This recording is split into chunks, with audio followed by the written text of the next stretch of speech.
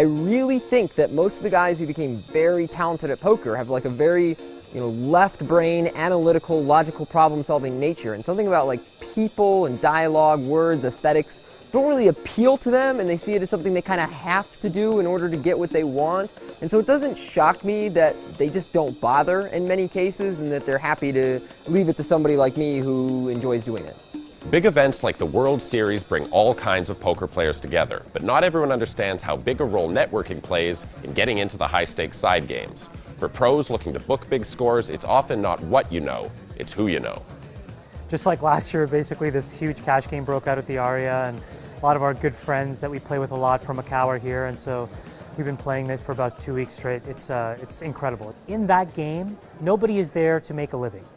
They all come from, successful businesses that they do in their full time, and so this is just a great release. And so what you get are really interesting, fun people that talk a lot about really interesting things. It's just a great environment.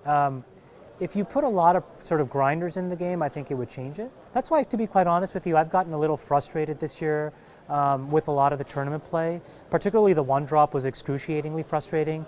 A lot of these kids, I think, were playing their case money, and every decision took 3 or 4 minutes.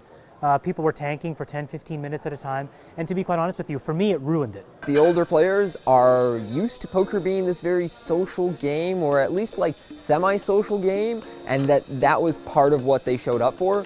Meanwhile, the online guys didn't get into it for that reason, and a lot of the guys that developed a lot of talent were already not that interested in people. But there's a very workman-like feel to most poker tournaments I go to now. It's like, we're here, we have to be here, hopefully it's our turn to win the flips and grind out our edge and realize our equity.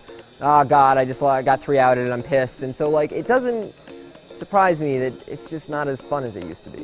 When I play in tournaments, what I see are really, really thoughtful, smart, young, but very mechanical thinkers. But when you play in cash games, there's this like nuance about taking risk that very few of these young players have. They just don't have the heart to make those calls. And so it's interesting, business people play poker in a very different way, I think. It is much more about the intuition and the ability to pick your spots and be able to go with it and take a lot of unbounded risk in ways that I think a lot of the tournament kids I don't really see have it. Nevada gaming laws are designed to keep poker games open to everyone, but wealthy, high-stakes players can take advantage of loopholes to keep their games exclusive. Players who are in it just to make a buck but haven't done the networking will often find themselves on the outside looking in.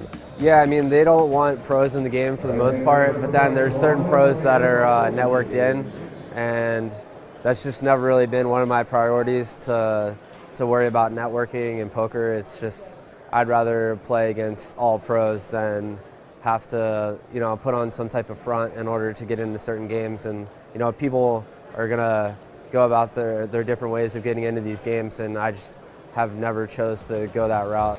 They don't want any regulars, and they take all these steps to make sure nobody gets in. Like yesterday, for example, Tom was taking a seat, but he was sleeping the entire time. So they just put his name on the seat, and that prevented anyone from sitting there. They're not doing anything like particularly unethical. They're just like trying to keep the game in a way that they want it.